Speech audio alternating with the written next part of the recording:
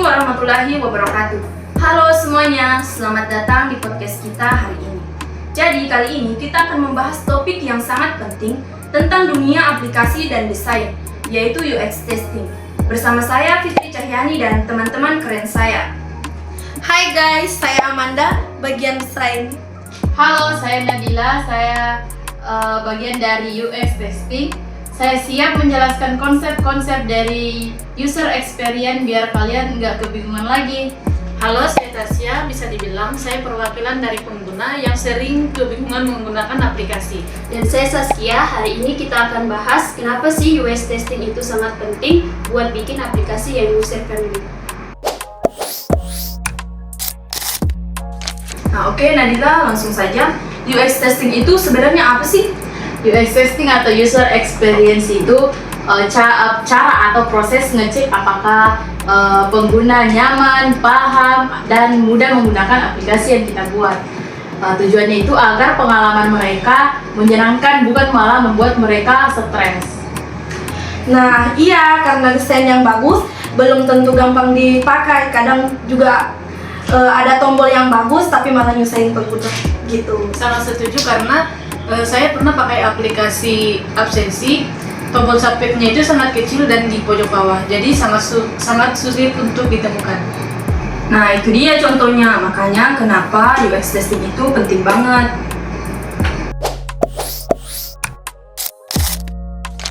Nah oke, sekarang kita bahas jenis-jenis UX testing. Nah katanya ada beberapa ya Nadila? Oke, jadi ada 3 yang paling sering digunakan. Yang pertama itu usability testing.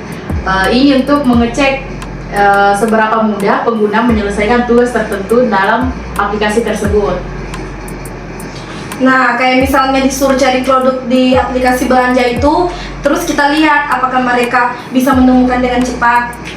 Kedua itu A atau B testing ya, jadi membandingkan dua versi mana yang lebih disukai oleh pengguna. Bener banget. Terus yang ketiga itu ada heuristic evaluation. Itu evaluasi desain yang dilakukan oleh ahli UX testing untuk menilai seberapa konsisten dan efisiensi dari aplikasi tersebut. Nah oke, berarti intinya UX testing ini bukan cuma soal tampilan, tetapi juga pengalaman pengguna ya? Betul sekali. Nah, selain tes langsung, ada juga observasi dan survei pengguna loh. Nah bedanya apa aja tuh? Jadi ada 3 jenis. Pertama itu direct observation. Jadi kita melihat langsung bagaimana pengguna memakai aplikasinya.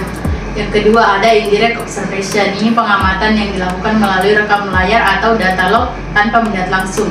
Contohnya itu kita melihat rekam aktivitas pengguna saat mereka melakukan pengisian form di website. Nah setelah itu kita lakukan analisis. Nah, dan ketiga itu ada participatory observation, di mana penguji ikut serta bareng, pengguna jadi lebih interaktif. Nah, asik juga ya kayak ikut main bareng pengguna. Betul banget.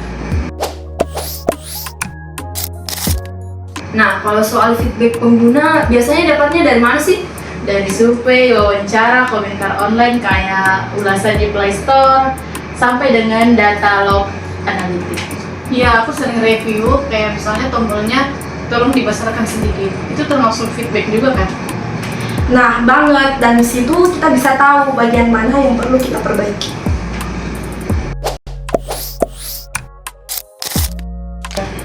Nah setelah dapat feedback, apa langkah berikutnya? Nah sekarang kita masuk di siklus iterasi desain. Mulai dari desain awal, pengujian, evaluasi, redesign, lalu retesting. Nah contohnya ketika pengguna mengatakan bahwa tombol checkout yang ini kurang kelihatan nih. Nah terus tugasnya si desain ini mengubah atau memindahkan tombol agar lebih terlihat oleh si pengguna. Kemudian dilakukan pengujian ulang lagi. Nah, intinya nggak bisa sekali jadi, harus berulang. Terus sampai hasilnya benar-benar optimal. Kayak tugas kuliah ya, di tes dulu, kemudian dilihat hasilnya, setelah itu diperbaiki lagi. Nah terus apa aja sih prinsip biar aplikasi itu nyaman dipakai? Nah, pertama itu ada sampel navigation. Nah, navigasinya itu harus gampang ditemukan. Yang kedua ada konsistensi. Tampilan dan ikonnya itu harus selalu seragam. Jadi pengguna tidak kebingungan setiap kali berpindah ke halaman selanjutnya karena tampilannya selalu konsisten dan mudah dipahami.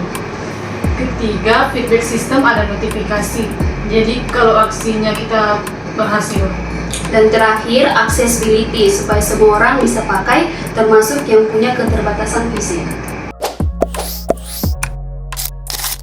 Wah, pembicaraan kita hari ini seru banget ya.